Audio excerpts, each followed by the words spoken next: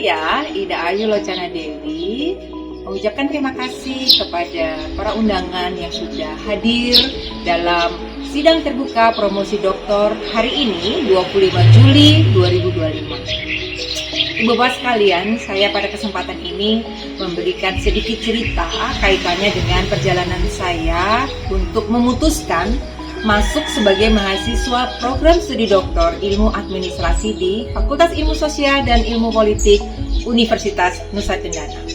Selanjutnya, saya memilih program studi doktor ilmu administrasi fisik Undana karena ternyata di program studi ini seperti ini profilnya. Silahkan kita melihat bersama-sama program studi doktor ilmu administrasi itu seperti apa.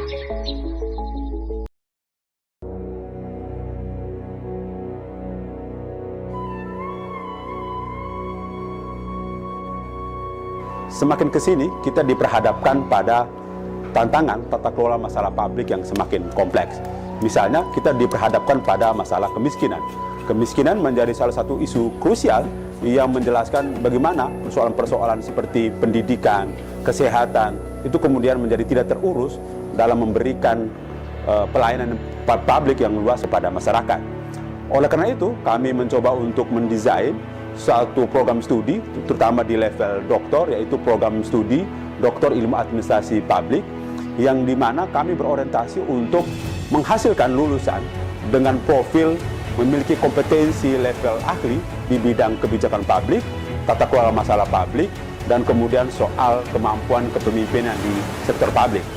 Keunggulan kami di program doktor ilmu administrasi fisik Undana adalah kami mencoba untuk mengkonstruksi berbagai teori inovasi, terutama diletakkan dalam konteks khas ekologis NTT, yaitu lahan kering, kepulauan, perbatasan.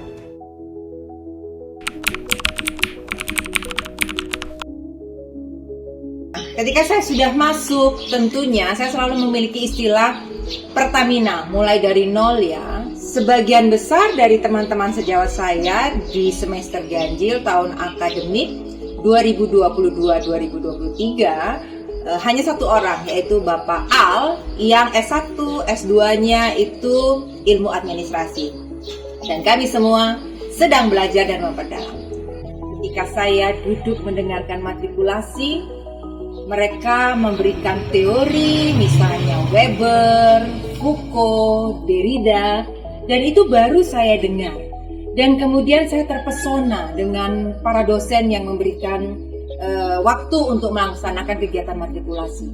Jadi itu yang membuat saya semangat untuk mengenal mereka. Kemudian pembacaan teori ini terhadap fenomena dan anomali. Karena saya ini memang sekarang sedang bermigrasi atau berwaya, karena saya adalah dosen perikanan.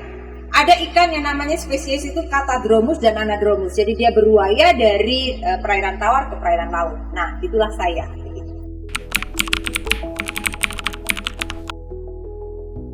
Sampai dengan perjalanan, para dosen ini membuat kami berpikir, kemudian kami diajak mendapatkan pemantik diskusi, dan kemudian saya merenungkan. Hasil tahapan berikutnya adalah menyusun proposal disertasi.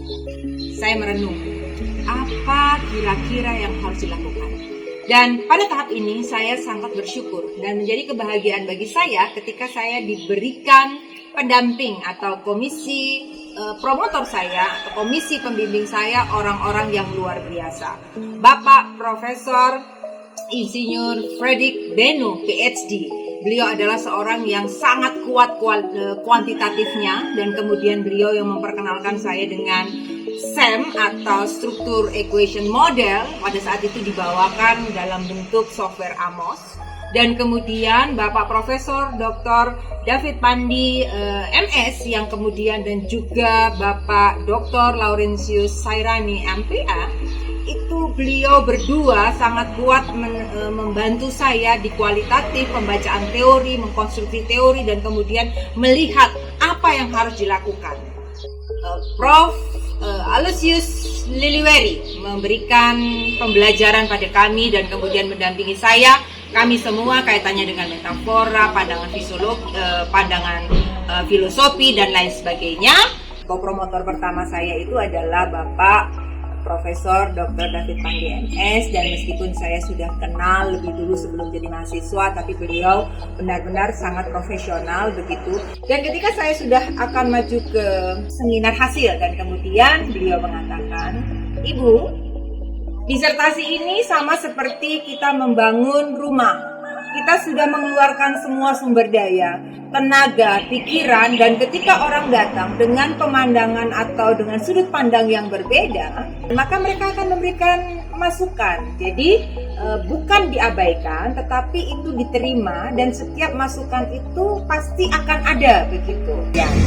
Jadi itu yang saya dapatkan dari Bapak Profesor David Pandi yang sudah memberikan penguatan ke saya, dan kemudian banyak hal yang kemudian menginspirasi. Oh, saya harus menulis ini ya. Oh, harus saya tulis ini. Oh, ini yang harus saya lengkapi. Promotor saya Bapak Prof. Fred Benu, jadi beliau mengatakan bahwa mana modelnya. Pada saat itu saya baru belajar STEM menggunakan Amos, dan beliau mengatakan 3 hari lagi datang ke saya dengan model yang ada, strukturnya dari Amos. Kemudian saya belajar, kemudian saya beli softwarenya, kemudian saya beli bukunya, dan 1 hari pertama itu saya mulai mencoba belajar, dan kemudian saya menyusunnya dengan sekitar 12 jam saya kalau tidak salah itu duduk, dan kemudian entah kenapa ibu bapak sekalian, saya salah pencet dong. Nggak tahu salah pencet yang mana, dan hilang.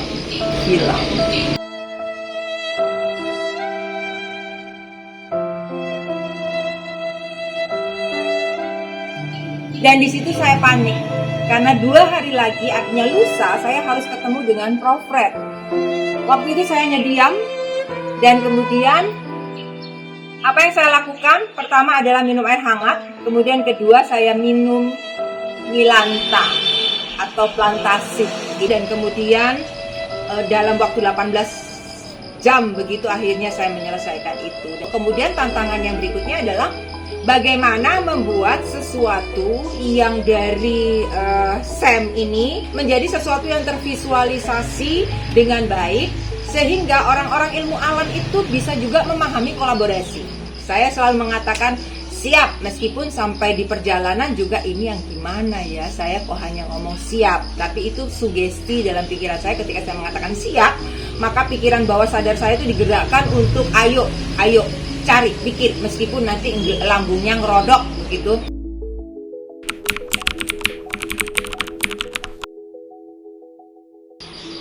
Akhirnya perjalanan saya sampai pada ujian tertutup tanggal 30 Juni 2025. Pada kesempatan ini saya mempresentasikan tentang tata kelola kolaboratif pengembangan Taman Wisata Alam Laut Teluk Kupang yang kemudian saya singkat nanti adalah TWAS Kupang. Bagaimana kira-kira Ibu Ida Ayu ya menjelaskan tentang 2 teori ini? Kolaborasi ini ketika banyak konflik kepentingan, kemudian dikatakan juga penelitian bahwa kolaborasi itu belum kolaboratif, maka pendekatan kualitatif saya gunakan di sini adalah pendekatan critical realism untuk melihat realitas yang sebenarnya yang saya ingin gali berdasarkan informasi yang sudah ada di kepala para pemangku kepentingan yang kemudian saya gunakan sebagai informan kunci.